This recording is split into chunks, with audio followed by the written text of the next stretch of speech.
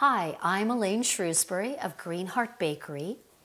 I started the first vegan bakery back in Los Angeles in 1993. We were also whole grain, wheat-free, no refined sugar, no added fat. It's many years later, almost 20 now, and I'm now living in Tucson and making things here, and I'm here with the Healthy You Network. I'm going to show you how to make a vegan pesto, so no cheese, and actually also no oil. We're going to then be using it to make a delicious, yummy pizza that everybody will like. And also this recipe will make enough so that you'll have enough really for 2 pizzas or to put half the batch away in the freezer for next time. With the food processor, first I'm going to put in a couple of cloves of garlic. Great. The next thing I'm going to do, of course everyone knows, pesto can be made, traditionally most people made it with pine nuts. You could use walnuts, you could use almonds. And then some people, of course, are allergic to tree nuts. And other people, especially maybe following the Esselstyn plan, are trying to avoid nuts because of all the oil in the nuts. But that still leaves us with sunflower seeds. I'm going to add a half a cup to those 2 cloves of garlic.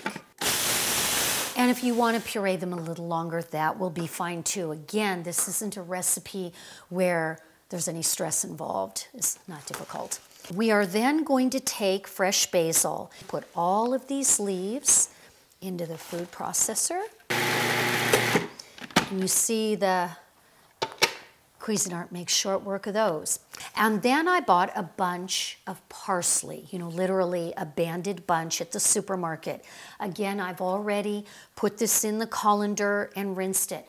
I'm using half of that bunch. Now we'll process this. And now actually with the motor running, I can go ahead and add some water. I have a half cup here. But of course, I'm also going to, be watching and judging it too, because I just want to get it to the right consistency. And voila, that's our pesto. Of course, you can put a wide variety of vegetables on top. I like to thinly slice some red onion. Of course, you'll use whatever is your favorite. Now we are going to pre-roast the vegetables that go on top of the pizza. Now I've taken a clove of fresh peeled garlic. I put it in the garlic press. Squeeze that on here. I'm fond of smoked paprika. It's paprika, obviously, I guess it's been smoked. It just has another dimension to the flavor. So I sprinkle that liberally over the vegetables. These are now going to be roasted until they're soft. And so that could take 10 minutes, it could take 15. Just set your timer and keep your eye on them.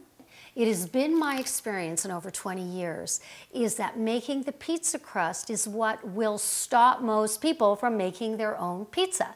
So therefore, I went to Trader Joe's. They sell these pre-made. What I'm going to do again, I'm going to lightly spray the sheet, and then sauce that of course I'm putting on is the pesto that I made earlier. So I just go ahead and put this on, and then I can spread it with a spatula. And now we can check on our vegetables that we've had roasting in the oven. All right, so this is what they should look like. Now you're going to go ahead and build your pizza. I usually put my eggplant and zucchini on first. Then I reach for the vegan sausage we made earlier. Of course, you may be watching this and going, hey, I know all kinds of good things I would put on that pizza, and I would say go right ahead and try it. And so I'm going to just take the scissors and I'm just trimming these fresh herbs on top of the pizza. It's originally pizza made in the south of France and in Italy. It never had cheese. Cheese was added later by Americans, of course. So here we go. We had the oven at 500 preheated I mean, what I'm saying is it's already at temperature because that's what we had it at for roasting the vegetables. We just leave it at 500. We go ahead. Now what's really good is if you can put it down on a low shelf in the oven and you're going to bake it for 15 minutes, maybe a little more. What you're watching for is that that edge crust is just the right amount of brown and crispiness that you like. To make sure that the crust is a nice brown color, I can just take the whole thing off the baking sheet and put it here on this cutting board, ready for slicing. And you'll see, it looks great. It smells wonderful. It will be a real crowd pleaser. Everybody loves this pizza, all ages. And I think you'll love it.